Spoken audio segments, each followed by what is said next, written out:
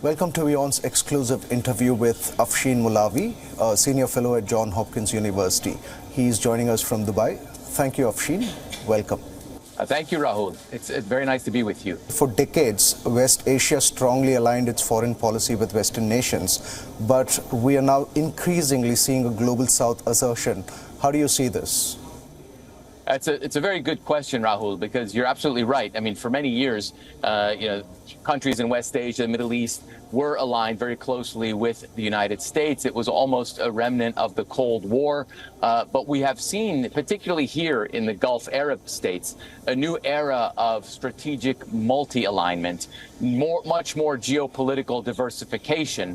We're seeing that in their relations with China, seeing that in the relations with India. We're seeing that with the possibility of the UAE and Saudi Arabia joining the BRICS Plus grouping. Look, at the end of the day, both the UAE and Saudi Arabia have come to the conclusion that their economic policy should be the driving force for their foreign policy. And as a result of that, they have adopted this policy of strategic multi-alignment, and they don't want to fall into one camp or another camp. Right. And so this is going to be something we're going to see going forward as well. Right. It's also often said the Indian diaspora in West Asia is the backbone that holds together the relationships between India and the Arab world. Now, can you help us understand how important is this diaspora factor?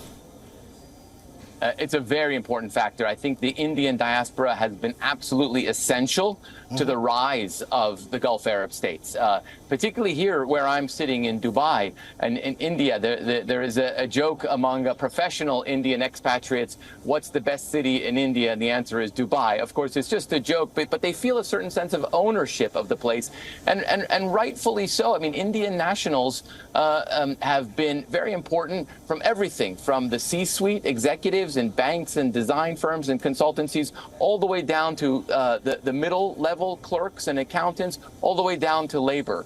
3.3 million Indian nationals in the UAE alone. They have been vital. And what has happened is, as UAE-India geoeconomic ties have grown, I think the UAE national authorities have looked at the Indian diaspora in a different way than they have in the past. And they've really begin to show a great deal of appreciation for what the Indian diaspora has done here in the UAE.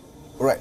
Now, many nations in West Asia, Saudi Arabia, UAE, Qatar, and so on, are looking to diversify their economies beyond oil. How important is India as an investment destination from that point of view? India is going to be a very important investment destination. I can tell you from here in Dubai at the World Government Summit. I just attended an event yesterday, and it was the chief executive of Mubadala, one of the world's largest sovereign wealth funds, Khaldun Al-Mubarak. And he was asked about future investment opportunities anywhere in the world. He specifically pointed to India. He was specifically bullish on the future of India as a place that could be a center for future UAE investment. He pointed to rising demographics. He pointed to sizzling growth rates in India. So clearly, there's a lot of attention on India as a future investment destination. And you're right. They understand that the oil era is coming to an end. We're still going to need fossil fuels for maybe another 20, 30, 40 years, but they're going to have to diversify away from fossil fuels, and they're all moving aggressively in that direction. Right.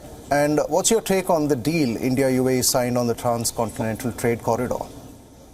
Yeah, the transcontinental trade corridor, in many ways, I view it as the government catching up with private sector and commercial dynamism of this India-UAE relationship. The India-UAE relationship has been one that has been growing very rapidly. It's a $70 billion plus trade relationship, and it goes back, hundreds of years. Back in the 1950s and 60s, the Indian rupee was the national currency here in Dubai. So this idea that the government, is now supporting this India-UAE trade corridor. We've already been seeing an India-UAE trade corridor. Indian goods are already being re-exported very robustly through Dubai ports and through Abu Dhabi ports. We've seen enormous amounts of people flows, trade flows, services flows, capital flows between India and the UAE. So this is simply an extension of what was already happening. All right. Yeah, fantastic. It was wonderful talking to you, Afshin. Thank you for your time. My pleasure, Rahul. Thank you. Thank you. Good day.